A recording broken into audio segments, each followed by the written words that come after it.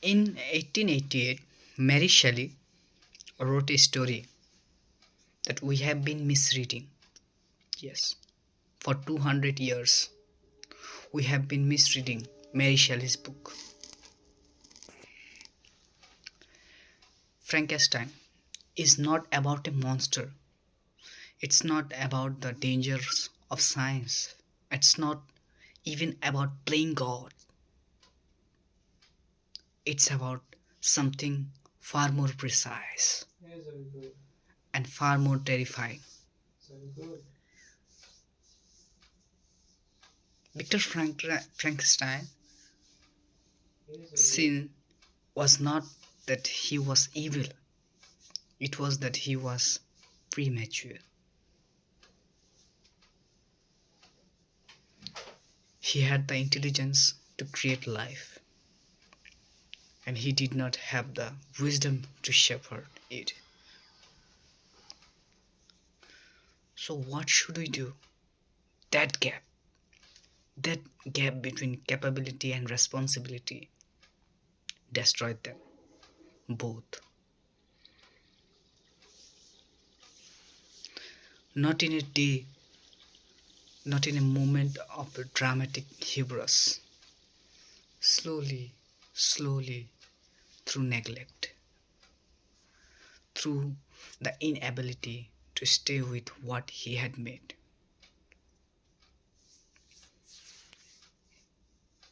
I want to suggest something uncomfortable. That gap is not a literary device, it is the structure, flaw of technological civilization. And we are living inside it.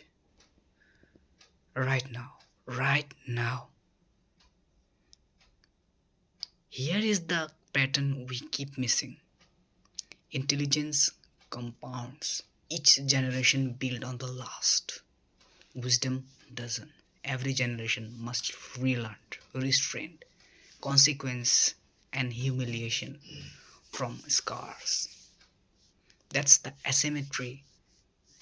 We had inherit knowledge, we don't inherit maturity. And that mismatch doesn't just create problem, it creates a specific type of collapse. Not the collapse of ignorance, the collapse of capability. Civilization do not fail because they know too little.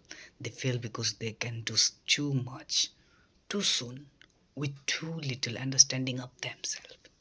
Introspection. Let me show you the pattern, not in grand historical sweep, but in precise movement, where the gap become visible. Are you getting my point? July 16, 1945, Alamogordo in Mexico, Robert Oppenheimer watches the first atomic detonate. He quote the Bhagavad Gita, "Now I am dead, destroyer of world." That wasn't poetry, that was recognition. In 3 years, physics had leapt forward by centuries. Political institutions had not moved an inch. Oppenheimer had the intelligence to split the atom. He didn't have the wisdom, nor did anyone, to integrate what that meant. Within months, Hiroshima, Nagasaki, and what? Within years, the arms race. Within decades, the existential terror of mutual assurance destruction happens. Not because physicists were evil, because capability arrived before the psychological and institutional infrastructure to hold it. Another example, the printing press 1440. Gutenberg creates movable type. Information explode within 8 years. The Reformation, religious war, the fracturing of Christendom, the printing press didn't cause that violence. It accelerated complexity beyond the capability of existing institutions to manage it. Wisdom didn't scale with information, And in the gap, certainties become violence. The pattern is always the same.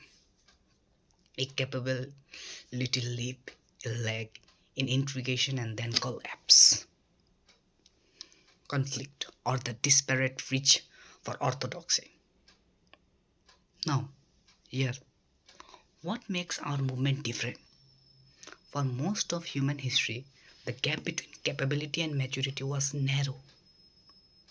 If you learn to forge a sword, you also learn through years of apprenticeship when not to draw it.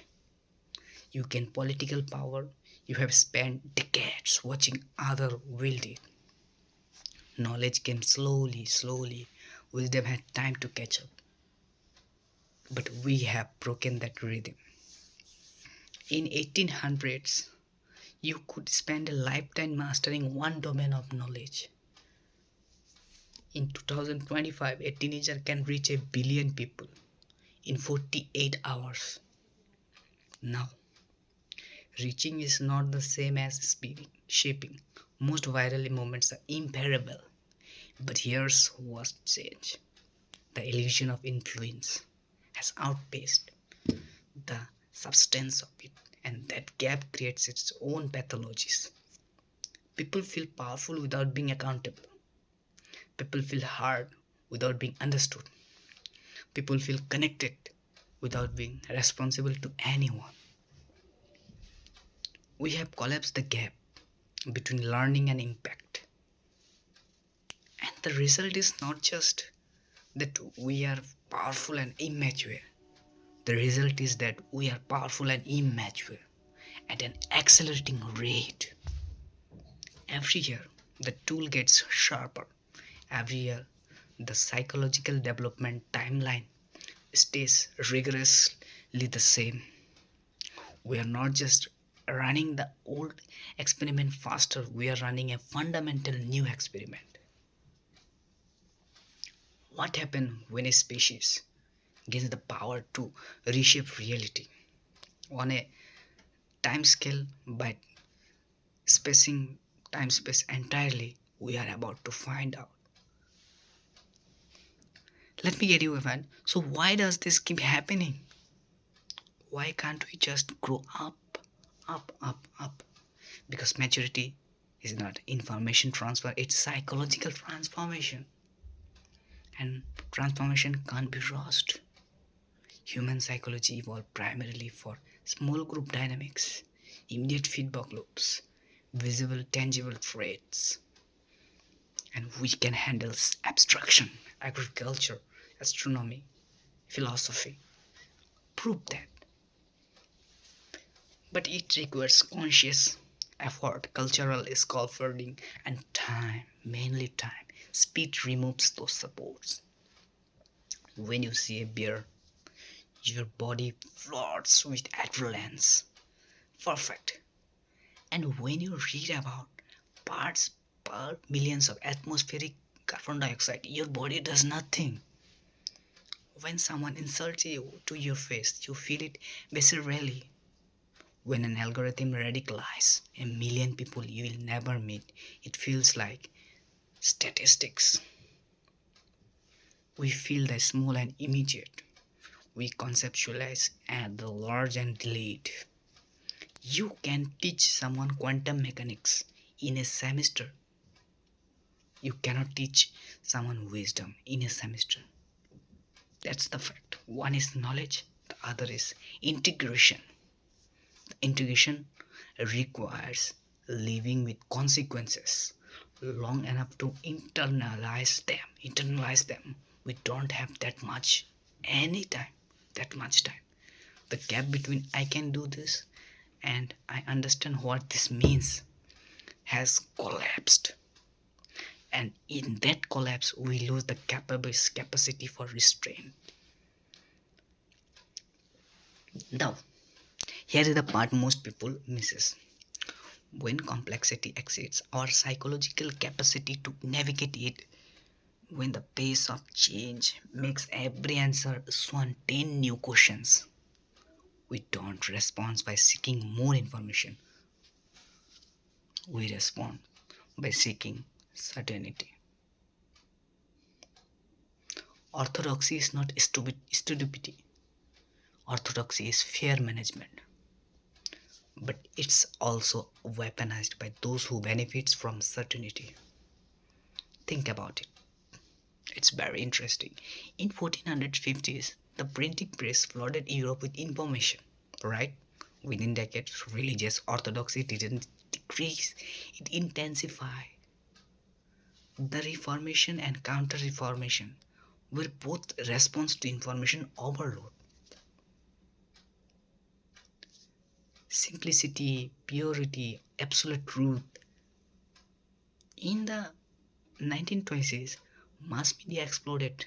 Radio, film, newspaper reaching millions. What followed? The most ideologically rigid movement in human history? Fascism? Stalinism? Today, we have more information than any generation in history. And what's rising? Conspiratorially, conspiratorially thinking, fundamentalism, algorithm filter bubbles. Complexity creates demand for simplicity. And when wisdom hasn't kept pace with intelligence, simplicity becomes absolutism. This is not a bug, it's a feature. It's the organism protecting itself from cognitive collapse. And power rushes in to supply the certainty people crave. Orthodoxy rises at the peak, not the beginning, of informational sophistication. That's the pattern, and we must learn it. So, what do you do? Now, that's the question. It's as simple as it as unacceptable. We need to slow down, pause, not stop, not regress. We need to give integration, a pattern recognition time to happen. This is why some AI researchers advocate for development pauses, not because AI is inherently evil, but because deployment is outpacing our ability to understand second order effect. This is why some economists study degrowth, not because growth is bad, but because growth without integration creates system fragility. This is why every ancient wisdom tradition built waiting periods into rites of passage. Delay the match, not the fire. But here is the problem. Slowing down is structurally resisted by everything we have built. That's impossible. Our economic reward speed, our status speed, competition makes pauses synonymous with surrender. People who says wait loses to the person who says now. The company that delays loses market share. The nation that hesitates loses strategic advantage. So we race, not because we're stupid, not because we're evil, because the system we have created makes speed rational and restraint suicidal. We are trapped in a coordination problem where the optimal individual strategy produces catastrophe.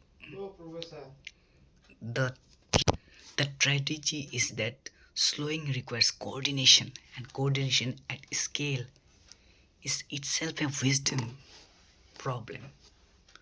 We need to be enough wise to build a system that gives us time to become wise. That's the paradox. I don't have the answer to this, but I can name the trap. And naming it is the first step to seeing it. Let me bring this back to Victor Frankenstein.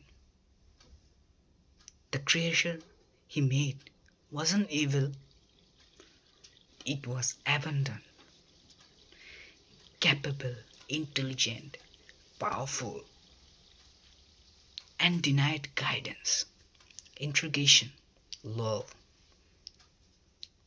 Frankenstein did not destroy his creature in a moment of rage. He destroyed it through neglect. We don't abandon our technology the way Frankenstein did. We do something arguably worse.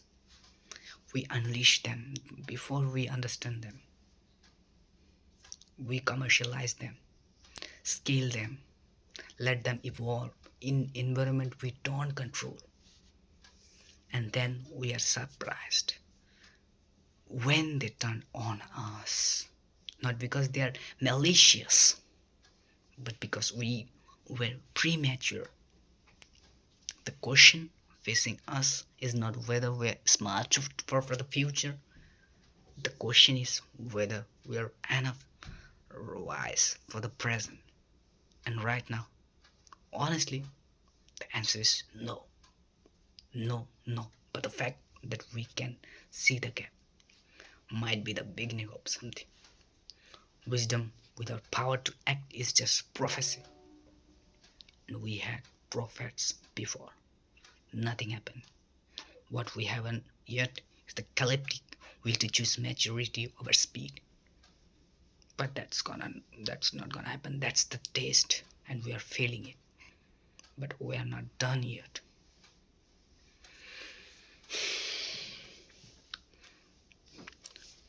With this, thank you.